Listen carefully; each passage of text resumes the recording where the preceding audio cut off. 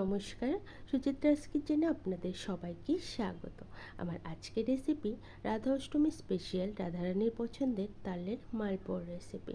অনেক কিছুই আছে, তার মধ্যে একটা তালের মালপোয়া।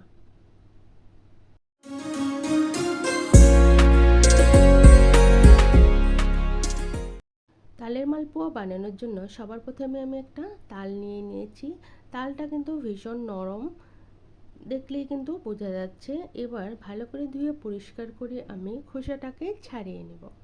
তালের মালপোয়া বা বড়া বানালে যদি তাল পাকা হয় সেক্ষেত্রে কিন্তু বড়া আর মালপোয়া ভীষণ ভালো হয়, আর এটা চালতেও বেশ সুবিধের হয়।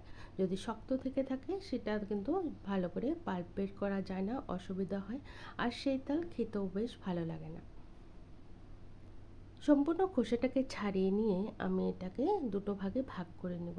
আমি যে তালটা নিয়েছি এখানে কিন্তু দুটো আটি বেরিয়েছে।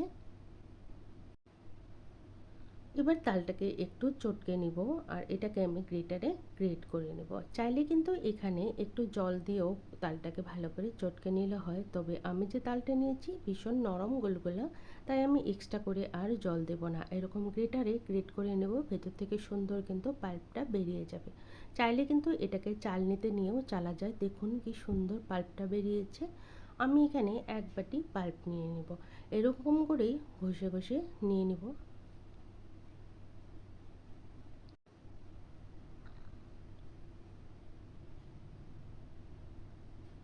এক বাটি হয়ে গেছে। এবার এখানে যে আঁশটা রয়েছে সেটাকে একটা স্ট্রেনারে আমি ভালো করে ছেঁকে নেব। মা কাকিমারা বলতো যদি তালের আঁশ পেটে যায় তখন কিন্তু পেট খারাপ হয়ে যায়, অনেক দিন পর্যন্ত পেটের সমস্যা হয়ে থাকে। তাই তালের যে আঁশগুলো সেটাকে এরকম স্ট্রেনার দিয়ে ভালো করে ছেঁকে নেব। এখানে স্ট্রেনারের বদলে কিন্তু পাতলা সুতির কাপড়েও কিন্তু এরকম তাল চেলে নেওয়া যায়, তখন কিন্তু অনেকটা সময় লেগে যায়। এরকম স্ট্রেনার নিলে বেশি সময় লাগে না। দেখুন কতটা ছোট ছোট আঁশ। এবার এটাকে সাইডে রেখে আমি ওই একই তালের পাল্পে আমি দিয়ে দেব 2 হাতা ময়দা। ময়দা বা আটা যে কোনো একটা দিলেই হবে। আর দেবো এখানে সুজি। সুজিটাকে আমি আগে জলে ভিজিয়ে রেখেছিলাম। সুজি ভিজিয়ে রাখলে বড়া বা মালপোয়া ভীষণ ভালো হয়, আর এক্সট্রা করে বেশি সময় লাগে না। আমি এখানে 1 কাপের মতোই ভিজিয়ে রেখেছিলাম। এবার এখানে দিয়ে দিলাম, এখানে দিয়ে দেবো 2 চামচ চিনি। চিনিটা কিন্তু নিজেরা বুঝে দিতে হবে। অনেকে কম বা বেশি মিষ্টি খেতে পছন্দ করে, সেটা নিজেদের ইচ্ছে অনুযায়ী। যেহেতু এখানে তালটা অনেকটাই মিষ্টি তাই আমি দেব না। এবার ভালো করে ফেটিয়ে নেব। ভালো করে ফেটানো হয়ে গেলে এখানে কিন্তু আমি দুধ দিয়ে দিলাম।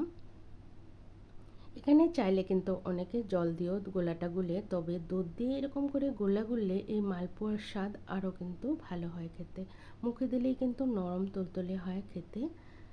এবার এখানে স্বাদের জন্য আমি দিয়ে দেবো কোরানো নারকেল। এখানে চাইলে নারকেল দিতেও পারো বা নাও দিতে পারো। আর দিয়ে দেবো 1 চামচের মতো মৌরি। মালপোয়াতে মৌরি আর নারকেল কোড়া দিলে আমার বেশ ভালো লাগে। আবারও একটুখানি দুধ দিয়ে দিলাম গোলাটাকে একটু পাতলা করার জন্য। এখানে মালপোয়ার গোলাটা আমি খুব বেশি পাতলাও করব না, আবার একদম কিন্তু মোটাও করব না, ঠিক এই রকম কনসিস্টেন্সি থাকবে।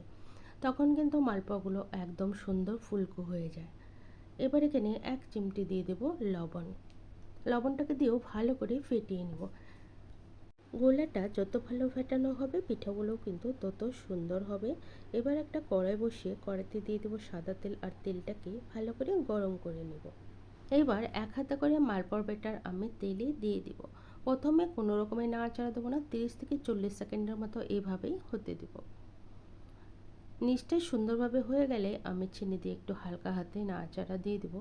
প্রথম পিঠা যেহেতু একটু নিচে লেগে গেছে, তবে অন্যটা কিন্তু আর লাগবে না। এবার দুটো সাইডই আমি লাল লাল করে ভেজে নেব। এই সময় কিন্তু গ্যাসের ফ্লেম একদম লোতে করেই ভাজবো আস্তে আস্তে। যদি গ্যাসের ফ্লেম বাড়িয়ে মালপোয়াগুলো ভাজা যায়, ওপর দিয়ে তাড়াতাড়ি লাল হয়ে যাবে, ভিতরটা কিন্তু কাঁচা থেকে যাবে, খেতে ভালো লাগবে না। এরকম করে সবগুলো মালপোয়া আমি বানিয়ে নেব। এখানে মালপোয়াতে আমি যে সুজি ব্যবহার করেছি, এখানে চাইলে কিন্তু সুজির বদলে একটু চালের গুঁড়ো দিলেও হয়। পিঠাটা খেতে একদম নরম তুলতুলে হয়, ওপরটা একটু ক্রিস্পি আর ভিতরটা থাকবে একদম নরম তুলতুলে, মুখে দিলেই মিশিয়ে যাবে। এরকম করে সব মালপোয়া বানিয়ে আমি সার্ভ করে দেব।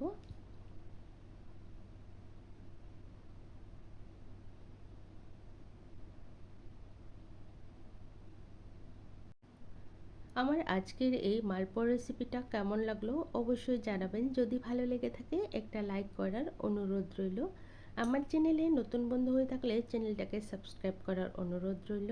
পাশে থাকা বেল আইকন অবশ্যই প্রেস করে দিবেন, কারণ আমি চ্যানেলে যখনই কোনো নতুন রেসিপি দেবো এর নোটিফিকেশন আপনারা পেয়ে যাবেন। আবারও হাজির হয়ে যাব অন্য কোনো রেসিপি নিয়ে।